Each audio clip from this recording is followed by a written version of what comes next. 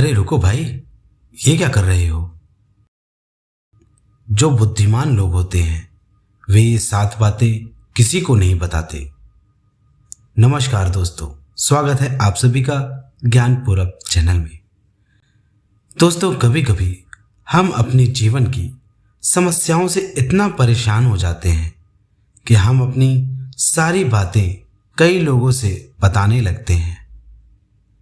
लेकिन दोस्तों, कुछ बातें ऐसी भी होती हैं जिन्हें यदि आप किसी और से कहने जाते हैं तो सिर्फ आप मजाक के पात्र ही बनकर रह जाते हैं और फिर बाद में पछताते रह जाते हैं कि हमने ऐसा क्यों किया, मुझे उससे यह बात नहीं बोलनी चाहिए थी। तो दोस्तों, आज की कहानी में हम आगे जानेंगे कि कौन सी हैं वे ऐसी 7 बातें जिन्हें हम किसी और से ना ही बताएं तो ही अच्छा होता है। दोस्तों, आज की वीडियो बहुत ही ज्ञानवर्धक होने वाली है, तो वीडियो में अंत तक अवश्य ही बने रहिएगा। और मेरे जिन दोस्तों ने अभी तक चैनल को सब्सक्राइब नहीं किया है वे सभी तुरंत ही चैनल को सब्सक्राइब कर लें। तो दोस्तों, आज की कहानी में अंत तक बने रहिएगा, क्योंकि मित्रों, कहानी का सार अंत में ही मिलता है। तो आपका अधिक समय नष्ट ना करते हुए आरंभ करते हैं आज की कहानी। दोस्तों, एक समय की बात है, एक गांव में रामू नाम का आदमी रहा करता था। रामू बहुत ही गरीब था। पैसों की बात करें तो उसकी जेब में एक ढेला भी नहीं था। 2 वक्त का भोजन का इंतजाम भी बड़ी मुश्किल से ही हो पाता था। रामू सुबह से शाम तक काम की तलाश में भटकता रहता, फिर भी उसे कोई काम नहीं मिल पा रहा था। एक शाम जब रामू घर आया तो उसकी पत्नी ने रामू से पूछा, आज कोई काम मिला? तो रामू ने कहा, मैं जहां भी काम मांगने जाता हूं तो हर कोई मुझे मना कर देता है। मुझे समझ नहीं आ रहा है कि मैं आगे क्या करूं। हर दिन जब शुरू होता है तो एक नई उम्मीद लेकर घर से निकलता हूं,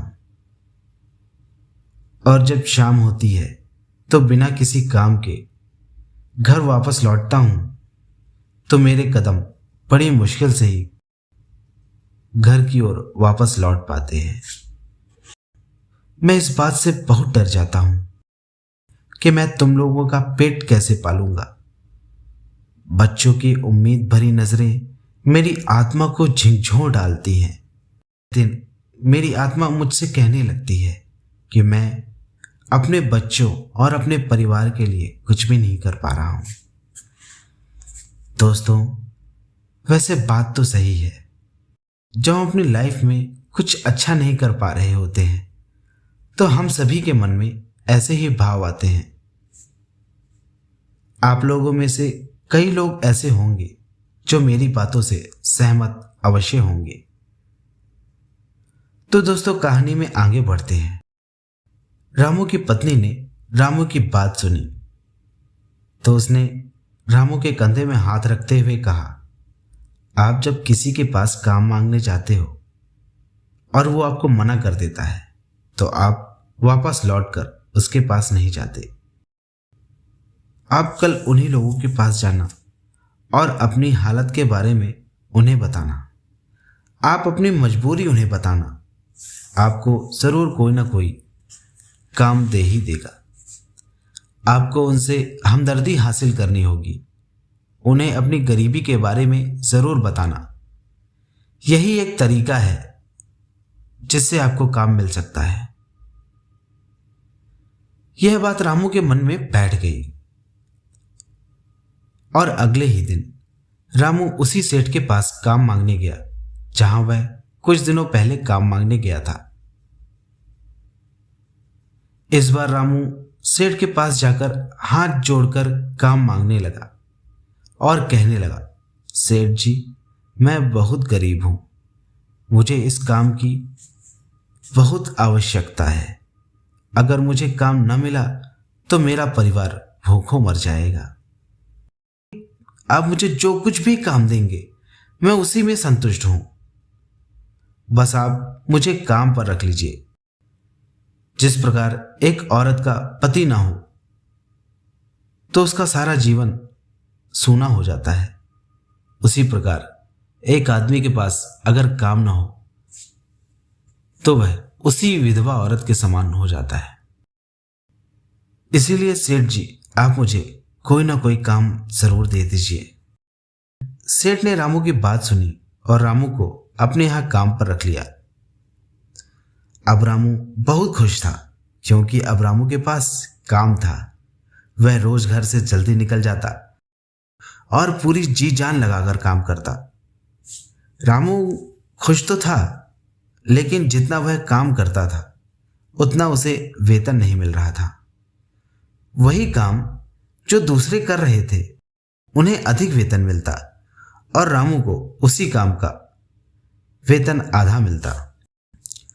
एक दिन रामू ने अपने सेठ से इस बारे में कहा तो सेठ ने कहा, मैंने तुम्हें तुम्हारी लाचारी देखते हुए तुम्हें काम पर रख लिया और तुम मुझसे इसी की शिकायत कर रहे हो। यह तो बहुत गलत बात है। इसे ही कहते हैं नेकी कर और दरिया में डाल। सेठ की बात सुन रामू चुप हो गया। सेठ की बात कहीं ना कहीं सही भी थी। सेठ ने उसे उसकी लाचारी देख काम दिया था, इसीलिए तो रामू को अपने ही हिसाब से वेतन दे रहा था। अब रामू ने इस बात की चर्चा सभी लोगों से करनी शुरू कर दी। रामू सभी से बताता कि उसका सेठ काम तो पूरा लेता है, लेकिन वेतन आधा ही देता है। अब पहले जैसी बात रामू के काम में नहीं थी।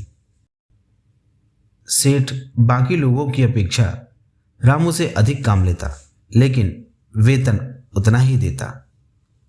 रामू को यह बात बहुत चोटेल करती थी, क्योंकि अब बात उसके आत्मसम्मान पर आ गई थी। इसी कारण रामू का मन काम में नहीं लग रहा था। धीरे धीरे अब रामू का मन काम में लगना कम हो गया। दोस्तों, वैसे भी जहां किसी के आत्मसम्मान पर चोट आती हो वहां वह कितने ही दिन काम कर लेगा और कितने ही दिन वह समझौता कर अपना जीवन जी लेगा। इसीलिए रामू ने तंग आकर काम पर जाना ही छोड़ दिया और घर बैठ गया। बिना काम के होने पर रामू को अब घर खर्च के लिए दूसरों से पैसे मांगने पड़ते, क्योंकि घर खर्च के लिए अब उसके पास पैसे ही नहीं थे। लेकिन जिनसे भी वह पैसे मांगता वह उसे उसके सामने सहानुभूति और दया का पात्र बनाते, लेकिन उसके जाते ही उसे मूर्ख कहते और उसका मजाक उड़ाते हुए कहते, अच्छा इसके सेठ ने इससे गधों की तरह काम कराया और उसके पैसे भी नहीं दिए। अरे अगर हम इसे पैसे दे भी दें तो यह हमारे पैसे चुकाएगा कैसे? इसके पास तो कोई काम ही नहीं है। दोस्तों, अब रामू की हालत दिन ब दिन बद से बदतर होने लगी। दोस्तों, ऐसा ही होता है। जब हमारा समय खराब होता है तो ज्ञान देने वाले बहुत मिल जाते हैं, लेकिन हाथ पकड़ने वाला कौन ही मिलता है भला। एक दिन रामू को पता चला कि उसके पास के गांव में एक बहुत ही सिद्ध साधु आए हुए हैं। रामू की हालत ऐसी हो गई थी कि उसे इस समय कोई कुछ भी करने को कहता तो वह वो भी कर जाता। रामू सीधा उन साधु के पास जा पहुंचा और साधु को देखते ही वह साधु के पैरों में गिर जाता है और रोना आरंभ कर देता है। साधु ने उसे अपने पैरों से उठाते हुए पूछा, क्या हुआ पुत्र, क्यों चिंता करते हो? बताओ मुझे क्या बात है।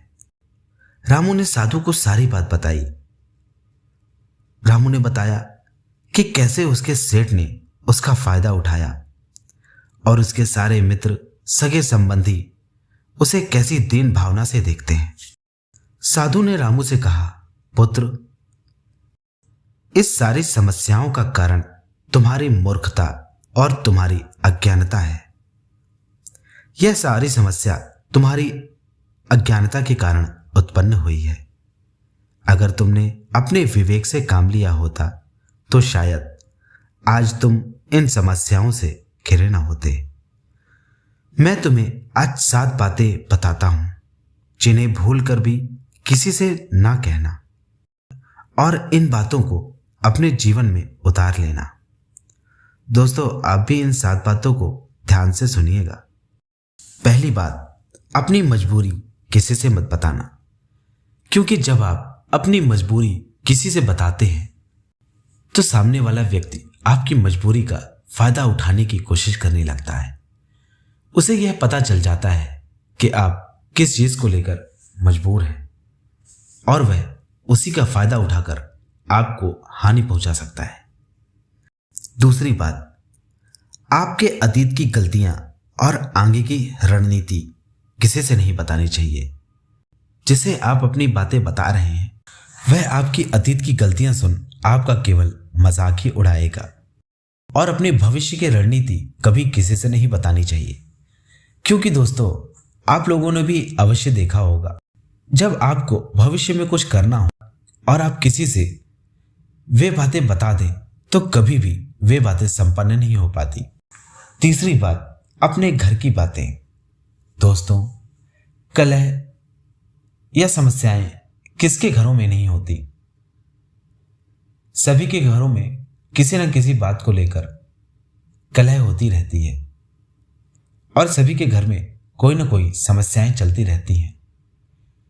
इसीलिए दोस्तों, कभी भी अपने घर की पर्सनल बातें किसी से नहीं बतानी चाहिए, क्योंकि जब आप अपने घर की बातें किसी और से बताते हैं तो वह हो सकता है आपका फायदा उठाए और आपके घर में जो कलह हो उसको और बढ़ाए और आपका जीवन दुभर कर दे। चौथी बात, दोस्तों, यह बात आपको थोड़ी अटपटी लग सकती है, लेकिन बात सत्य है। अपनी आमदनी के बारे में कभी किसी से नहीं बताना चाहिए। दोस्तों, धन ही एक ऐसी चीज है जो अच्छों का रिश्ता खराब कर रख देती है। पांचवी बात, अपनी कमियां। दोस्तों, अपनी कमियां कभी किसी से नहीं बतानी चाहिए, क्योंकि जब आप अपनी कमियां किसी और से बताते हैं तो उसे यह पता चल जाता है कि आप कहां पर कमजोर हैं। अपनी कमजोरी को कभी भी किसी से साझा नहीं करनी चाहिए। इससे कभी कभी आपको बहुत ही हानि पहुंच सकती है। छठवीं बात, अपने मित्र और अपने शत्रु। दोस्तों, अपने घनिष्ठ मित्रों के बारे में कभी भी किसी से नहीं बताना चाहिए, क्योंकि यदि आपके शत्रुओं को आपके मित्रों के बारे में पता चल जाए तो हो सकता है कि आपके शत्रु आपके मित्रों को ही हानि पहुंचाने लगे। और अपने शत्रुओं के बारे में भी किसी को नहीं बताना चाहिए, क्योंकि कभी कभी आपका घनिष्ठ मित्र जब आपके शत्रुओं के बारे में जानते हैं तो जाकर उनसे हाथ मिला सकते हैं। यह बात चाणक्य नीति में भी कही गई है। इसीलिए अपने शत्रु और अपने मित्र के बारे में कभी किसी से नहीं बताना चाहिए। सातवीं और सबसे महत्वपूर्ण बात, अपना किया हुआ दान। दोस्तों, आपने जब कभी भी दान किया हो तो हमेशा ही अपने दान को गुप्त रखना चाहिए, क्योंकि दान को कभी भी उजागर नहीं करना चाहिए। दान हमेशा गुप्त ही रखना चाहिए। अगर आपने किसी के साथ अच्छा किया है तो उस अच्छे को भूल ही जाना उचित होता है। उसे आपको याद रखने की कोई आवश्यकता नहीं होती है। आपने किसी के साथ अच्छा किया है तो उसे 2 ही लोग याद रखेंगे। पहला, जिसके साथ आपने अच्छा किया। दूसरा, ईश्वर। ईश्वर आपकी अच्छाइयों को हमेशा ही देखता रहता है। और वैसे भी बड़े बुजुर्गों ने कहा है कि आप जब कभी भी अपने दाएं हाथ से पुण्य करें तो बाएं हाथ को पता नहीं लगना चाहिए। तो दोस्तों, आज की कहानी बस इतनी ही। आशा करते हैं आपको यह हमारी कहानी अवश्य ही अच्छी लगी होगी। अगर अच्छी लगी हो तो कमेंट में राधे राधे अवश्य लिखिएगा। और आपको यदि ऐसी ही कहानियां पसंद हो तो हमारे चैनल में आपको अनेकों ऐसी कहानियां मिल जाएंगी। तो दोस्तों आज के लिए बस इतना ही। कल फिर मिलते हैं किसी और कहानी के साथ हम लोग। तब तक के लिए नमस्कार। और वीडियो में अंत तक बने रहने के लिए आप सभी का बहुत बहुत धन्यवाद। जय श्री कृष्ण। राधे राधे।